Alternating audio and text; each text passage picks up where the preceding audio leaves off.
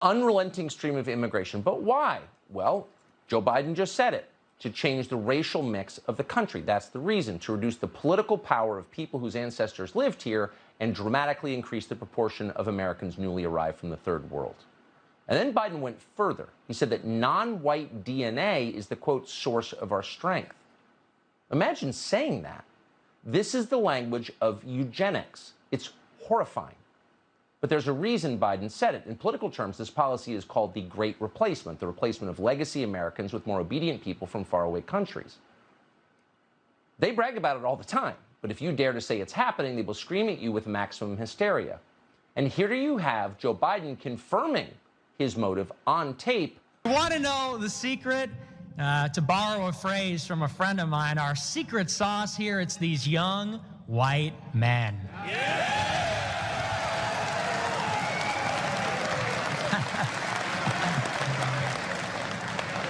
That's what we call the secret ingredient. America and the world has forgotten about them, but not us. You know, they say about America, they say, diversity is our strength, you know? And I look at China and I look at Russia. Can we give a round of applause for Russia? Yes.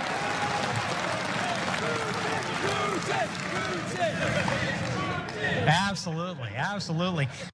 And now they're going on about Russia and Vladimir Putin is Hitler, and they say that's not a good thing. And so hello once again from the Socialist Republic of Vietnam, and today we're going to be talking about the opposite of socialism. We are going to be talking about the rise of fascism across Europe, which has been pretty constant since like 2015, and it's recently manifested in Italy, electing a new fascist prime minister. And maybe it's naive to think, but I thought we could all agree that if a politician has a history of fighting for fascism throughout her life, including praising Mussolini, we could just call her a fascist. But apparently now, lots of people are saying she's centre-right. Someone who praises Mussolini is only doing what he thought was good for Italy. That is centre-right these days, apparently. But I want to focus on more the American conservative reaction to fascism and just kind of confirm what I've been saying for a long, long time, that US conservatism at this point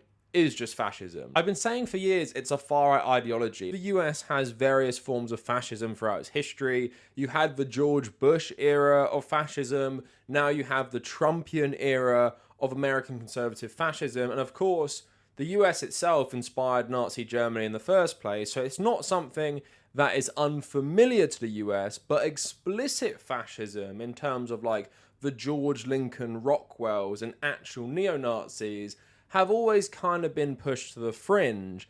But now mainstream conservatives are adopting the language of fascists while they try and make the undemocratic system of the US even more undemocratic so they can preserve their power for the future. So we're going to talk about all of this today, and some people might say, you know, aren't UK conservatives just as bad? I could probably make a whole video on this because I believe that US conservatives are at a further along stage than UK conservatives, because I fully believe that the UK is becoming more fascist, especially with this new breed of Tories who really play into this xenophobic populism. But the US has always just been like the UK on steroids and stuff. The US is already there. You know for a fact, if Donald Trump or Ron DeSantis became president and declared themselves dictator for life, most US conservatives wouldn't have much to say about that. They'd either go along with it out of fear of losing their money and their audiences to their stupid cable news shows or YouTube shows, or they genuinely would just like a dictator. I think this is also apparent in how sad many US patriotic conservatives were that Queen Elizabeth died, because at the end of the day, they really just want a king. So all of that coming up for you today in the video, and please like the video. And here's something interesting I want to ask, a bit of a spin on this. People who are old enough, what was it like to be a leftist growing up during the early war on terror in the US? Because that is another period in US history where it became insanely close to fascism. And obviously you had all these cable news hosts who'd get deplatformed for speaking out against the war, and it felt like the left really had no prominent voice. And you know, the corporations, government, news media all kind of united to push this one narrative about the war on terror. So if you are old enough, Americans, please let me know in the comments. That is something I am interested in. Also, maybe follow me on social media at the Kavernacle, on Twitter, on Instagram. Instagram is where I'm posting mostly about my travels around Asia. So go check that out. Also, please consider becoming a patron. I'm trying to build up as many $1 to $3 patrons as possible. And the benefits of being a patron are getting access to the Discord server, access to my Nintendo Switch friend code, and also there's going to be exclusive content, probably one edited video a month or so about my travels around Asia. So if you care about any of that stuff, please check out the Patreon, check out the subreddit in the description, and also check out my second channel, the Kavernacle Extra. So recently, of course, Italy elected a new far-right fascist prime minister called Giorgia Meloni. Now, I thought about maybe starting with her political ideology and starting with, like, you know, her policies, but I thought I'd start with the conservative reaction and work backwards, because at this moment, if you're watching this video, a lot of you already know this person is a fascist. I don't need to prove that to you, but I still want to talk about it. So here is a lot of conservative reaction. So there was a speech going round that she made. Ted Cruz wrote "spectacular." Kid Rock, conservative hero, wrote "my new hero" on this speech. I want you to watch this speech quickly to see what these US conservatives are celebrating. Potrei farne tante altre di queste domande. A monte c'è quella che ci facciamo oggi: perché la famiglia è un nemico? Perché la famiglia fa così paura? C'è una risposta unica per tutte queste domande. Perché ci definisce, perché è la nostra identità. Perché tutto quello che ci definisce in questo tempo è un nemico. Per chi vorrebbe che non avessimo più un'identità e che fossimo solamente schiavi, consumatori perfetti. E allora è sotto attacco l'identità nazionale, è sotto attacco l'identità religiosa, è sotto attacco l'identità di genere, è sotto attacco l'identità familiare.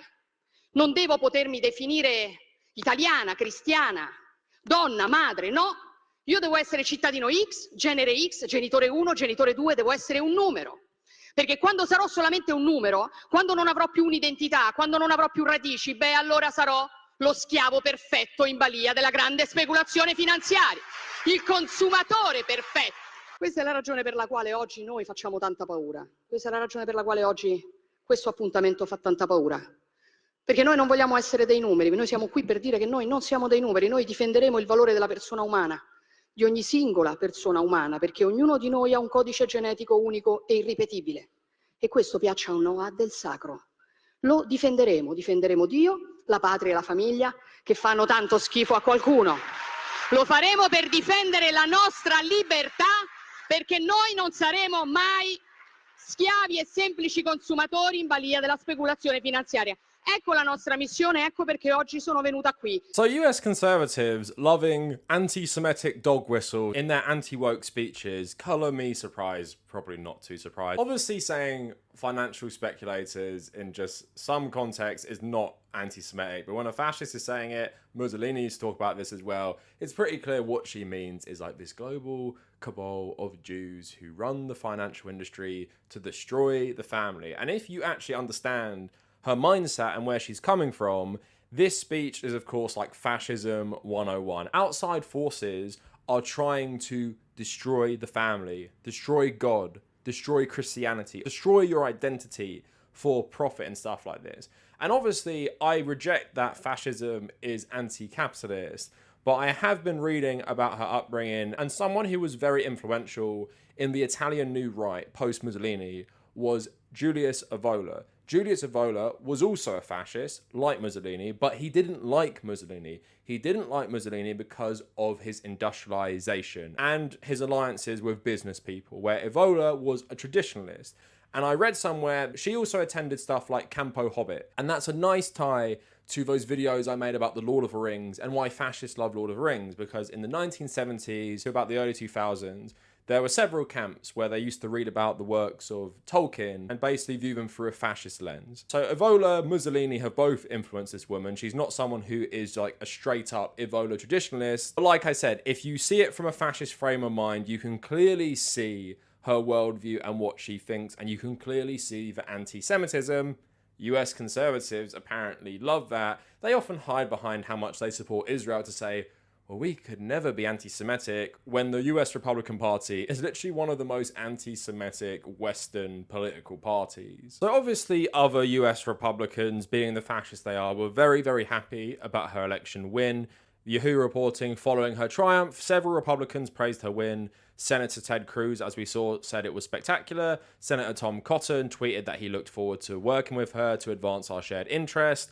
Marjorie Taylor Greene also lauded Meloni and congratulated her on her victory, and Fox News host Tucker Carlson said her victory was a revolution. Lauren Boebert also tweeted saying the entire world is beginning to understand that the woke left does nothing but destroy. Steve Scalise, the House Minority Whip, also said on an appearance on Sunday, it's interesting to see that Europe is leading the way by throwing out socialists with conservatives, and great bold conservative women like Meloni and Liz Truss. We need to bring that kind of conservatism to the United States. So pretty clear it's not just the extreme fringe of the GOP who love fascism winning elections, but I just want to also get into American conservative news and see how they reacted to it. Okay, so Italy set to get its first female prime minister, but headlines are glossing over the history and going straight to Mussolini and fascism, like these two from CNN and the New York Times. Let's bring in Steve Hilton, host of The Next Revolution. Steve, good to see you. Good to have you with us. So, you know, Meloni talks about free speech. She talks about God, country first. Does that sound like fascism to you? Well, it's amazing how they reach for that word almost instinctively. And almost the most hilarious aspect of this, I should have to say, was last night on MSNBC. I literally saw their sort of title for this election result in Italy was Global Erosion of Democracy. So now a free election that is won by someone they don't like is called an erosion of democracy. And it just goes to show how actually extreme the left and their media supporters here in America have become, where anything that challenges their groupthink, their worldview, is now condemned as semi-fascism, as Biden said. This lady in Italy is now a fascist. It's an erosion of democracy if you don't get the right result. Anyone would think that actually they're the ones that are moving in an authoritarian direction. Well, the White House is definitely paying very close attention to this, according to Politico. Privately, very anxious. Some of those organizations may have said first female prime minister for Italy, but they chose the other way to describe this.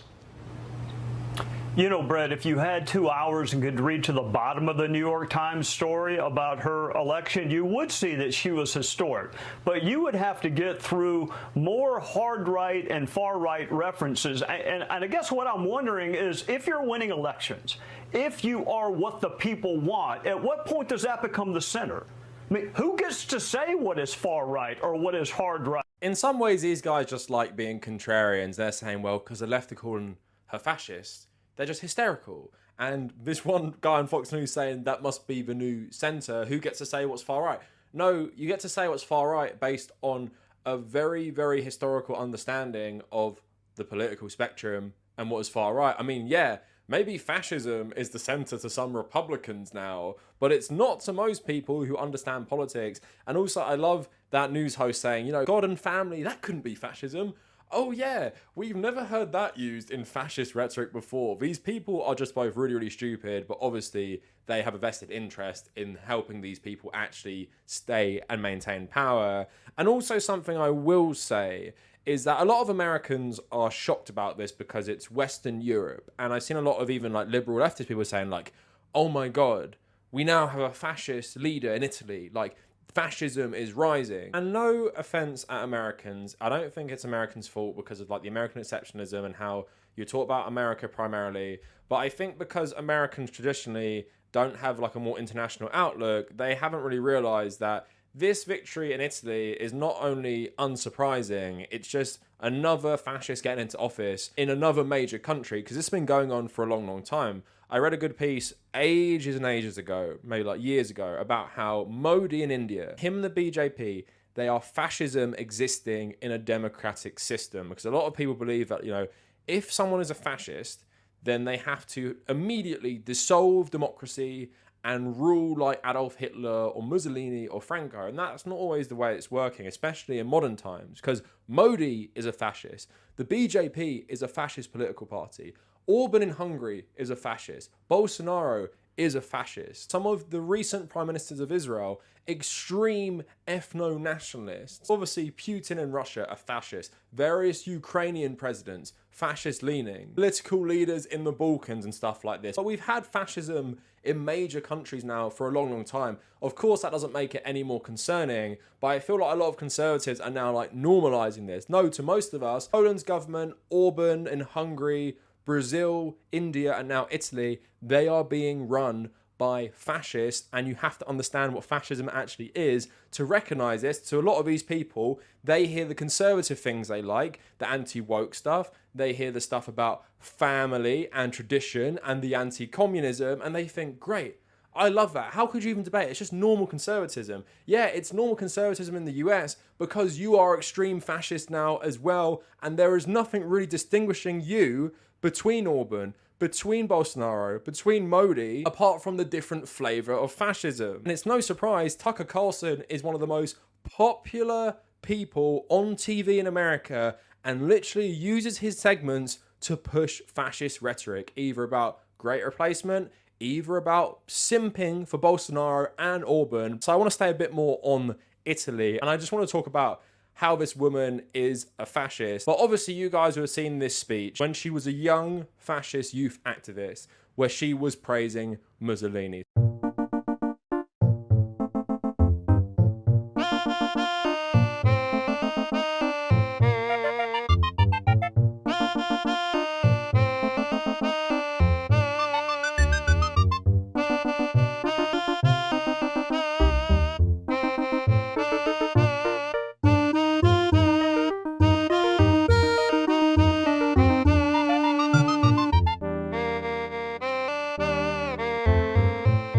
So people saying that she's not a fascist either do not know what they're talking about, or her politics so closely align with theirs that they don't think that they're fascist because they are US conservatives. But it's pretty clear at this point, her upbringing, what she fights for, and what most of the European far right and even the global far right fight against and fight for is practically the same. And the only reason I think people in the UK and the US often don't think they share the same views as these people and get so sensitive about the word fascism when they actually like what these people say is because they believe, you know, we fought Nazi Germany and Italy, we defeated the fascists, you know, how could I be like them? I'm obviously not like Hitler, but these people obviously are like European fascists. And something we all have to remember, and I think this is why people like Piers Morgan are like, well, she's not a fascist, is she? Is that people do not understand that when fascism comes to your country, it's not going to look like Nazi Germany. It's not going to look like Mussolini's Italy. It's not going to look like historical Nazism, fascism, because times have changed. Economics have changed. Societies have changed. That's why a lot of the time people are like, you know, how can we be fascist when we have like diversity in our party? How can we be fascist when we have like some gay members in our party? Obviously, I've done videos about like the history of that stuff as well, but they don't understand the new form of fascism will look different. So American fascism at the moment does not look like Nazi Germany. Although there are parallels with the populism, the xenophobia, it looks different because it's going to be different, but the goal is the same. Centralizing power for an exclusive club of people, mainly white Christians in America, and doing everything you can to crush dissent, crush leftism, crush their free speech, crush unions in the interest of capital, and align corporations, government, and the media into basically one authoritarian entity and really destroy and attack all institutions that would stop your rise. And the Republicans are doing this with gerrymandering and stuff like that, and they're using populist rhetoric and cultural issues to try and get themselves into power. So I had ideas in this video of mainly like breaking down like Marjorie Taylor Greene doing a speech smiling with Nick Fuentes, or talking about Tucker Carlson really promoting the great replacement theory and stuff like that, or Ron DeSantis and his war against trans people, and talk about how this is all different facets of fascism. But I think I'm just going to go a bit more off the cuff now. So like I said, US conservatives, they get very, very sensitive at allegations at their far right. They get very, very sensitive when you label people fascists who are fascists because they agree with a lot of what they say. But whether they think of themselves as fascist or not, you guys know for a fact that most American conservatives would be totally happy if a Republican won the next election and dissolved democracy.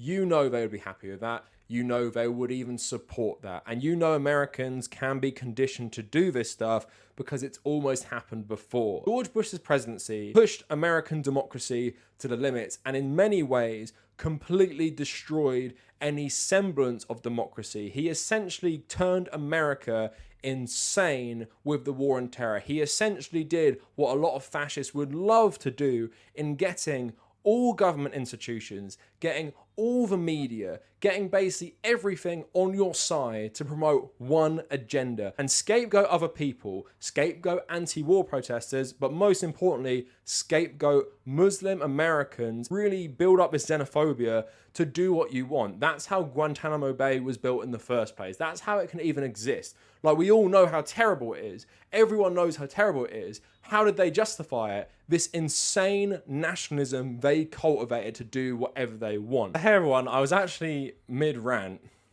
and then our apartment basically filled with smoke. Someone was burning some like massive thing in the stairwell, and we thought someone was on fire, so I apologise for that. I've just ran up to finish. So what was I saying? Oh yes, I was saying George Bush had the benefit of people uniting behind him for his near-fascist USA. But now it's more polarised. It's more like Germany in the 1930s, to use a historical comparison. It's more like Italy in the 1920s and stuff like that, or, you know, all these European countries after World War I. And now US conservatives have a design on trying to get into power just to keep their power. They're not more like opportunistic like George Bush. All the cultural things these people are using are stuff that is straight out of the fascist playbook, although it might have different flavours. But even the trans rights stuff, you guys might think, well, that's a new thing, but it's not, because they view that as like sexual degeneracy, because they view that as like against the family and stuff like that. So a lot of this language that the GOP use, that the far right in Europe use, does take cues from actual fascism. And if you do not take this thing seriously, if you act like everyone is being hysterical, like the centrists like to do, then what you're going to do one day is you're going to wake up, they're going to be in power, they're going to be enacting fascist policies, and they're going to be destroying accountability for themselves and destroying any institution